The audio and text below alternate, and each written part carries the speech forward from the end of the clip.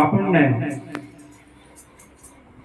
સમરણ કેવી રીતે કરવું એનું માર્ગદર્શન આપે છે કે શ્વાસે શ્વાસે સમરણ કરેલે તુही कर तन में शान गुरु की यही सत्यारत देख दिल दर्पण में કે જે સદગુરુ મહારાજે શાન કરી છે એનો જે સત્ય અર્થ છે એ તારા દિલ રૂપી અરીસાની અંદર જોઈ લે અને એનું શ્વાસે શ્વાસે સ્મરણ કરી લે.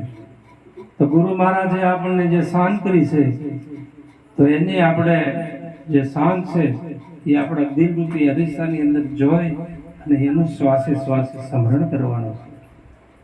પછી કહે છે કે સચરાચરમાં સોહી બિરાજે आप आपन में बाहर भीतर एक निरंतर नाद भाजे गगन में.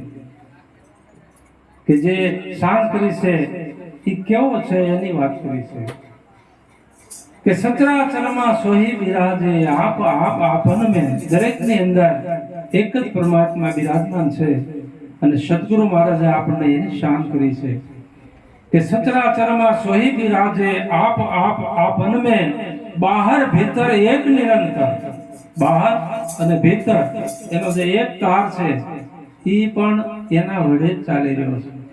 જે શ્વાસોશ્વાસને ચલાવનાર છે સદગુરુ મહારાજે એની શાન કરી છે અને આપણે એ ઘરે રહેવાની જરૂર છે અને એનું સ્મરણ કરવાની જરૂર છે. સચરાચરમાં સોહી બિરાજે આપ આપન में બહાર ભીતર એક નિરંતર નાદ બાજે ગગન में.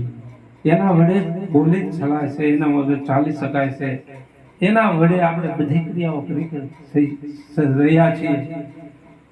અને સદગુરુ મહારાજે આપણને એની શાન કરી છે અને આપણે એનું શ્વાસે શ્વાસે સ્મરણ કરવાનું.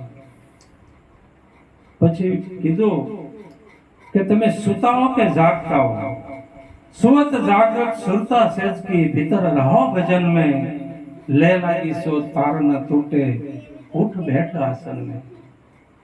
કે તમે એક વાર એની આને લેહ લગાડી પછી તમે સૂતા હો કે જાગતા હો કોઈ ફરક નથી પડતો. સુવત જાગૃત સુરતા સેજ કી ભીતર રહો ભજન में ले लागी सो तार न टूटे ઉઠ બેઠ આસન में.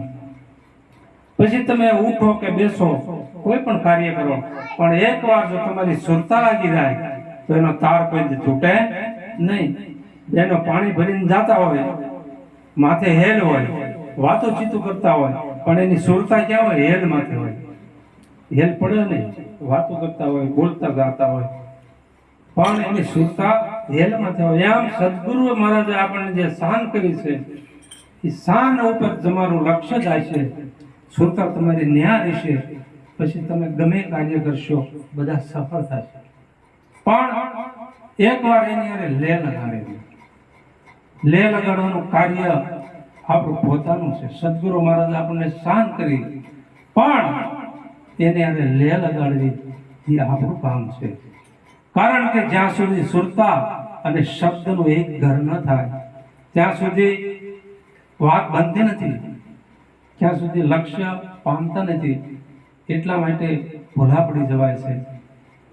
તો સદગુરુ મહારાજ એટલા માટે કહે છે કે શ્વાસે શ્વાસે સ્મરણ કરી લો तुही कर तन में शान गुरु की यही सत्यारत देख दिल दर्पण में. पूर्ण पर्चा भया ब्रह्म का नाम लहान गुण में दास निराश दया सदगुरु की मगन भया है मन में. કે પૂર્ણ પરચો ઈ જ છે કે જેને નિર્ગુણ એટલે પરમાત્માનું નામ લીધું છે. સદગુરુ મહારાજે જે નામ આપણને બતાવ્યું છે એ નિર્ગુણ છે, પરમાત્મા છે અને એનું જેને નામ લીધું એ પૂર્ણ પરચો છે. અને બીજો કોઈ ચમત્કારની જરૂર નથી. કારણ કે નિર્ગુણ પરમાત્માનો જેને સાક્ષાત્કાર થયો એને બીજા કોઈ જ ચમત્કારની જરૂર નથી. કારણ કે પૂર્ણ પરચો ઈ જ છે. બીજા તો ક્ષણમાં હોય અને પણ ન પણ હોય પણ પરમાત્મા તો સદાકાળ રહેવાના છે. સદાકાળ એના વડે બધા કાર્યો થઈ રહ્યા છે. दास निराश दया सदगुरु की मगन भया है मन में. दया सदगुरु महाराज ने કે જેના વડે મારું મનની અંદર હું મગ્ન બન્યો છું. તો સદગુરુ મહારાજે પણ આપણને એ જ જ્ઞાન બતાવ્યું છે. નિરાજ મહારાજે કીધું અને નિરાંતની વાડીમાં બધાને સદગુરુ મહારાજનો જે ઉપદેશ છે એ મૂળ ઘરે લઈ જવા માટેનો છે, પરમાત્માની ઓળખાણનો છે. અને જેને જેને ઉપદેશ લીધો છે એને પરમાત્મા મળી ચૂક્યા છે, એને ક્યાંક ગોતવા જવાની જરૂર નથી. જેને અહીંયા પરમાત્મા નહીં દેખાય તો એને દુનિયામાં બીજે ક્યાંય પણ દેખાશે નહીં. કારણ કે પરમાત્મા અણુએ અણુની અંદર રહેલો છે, એ ક્યાંય નથી એવું નથી, બધે છે. પણ જો તમારી દ્રષ્ટિમાં આવે તો, અને જો દ્રષ્ટિમાં ન આવે તો ગમે એટલા ફાફામરો પણ પતો લાગે એવું નથી. તો સદગુરુ મહારાજના વચન ઉપર વિશ્વાસ રાખી અને જે જ્ઞાન જણાવ્યું છે એ જાણી અને આપણા જીવનને ધન્ય બનાવી અને આ સંસાર સાગરની અંદરથી પાર ઉતરવાની જરૂર છે. તો સૌને સદગુરુ મહારાજ એવી શક્તિ આપે. બોલો સદગુરુ મહારાજની.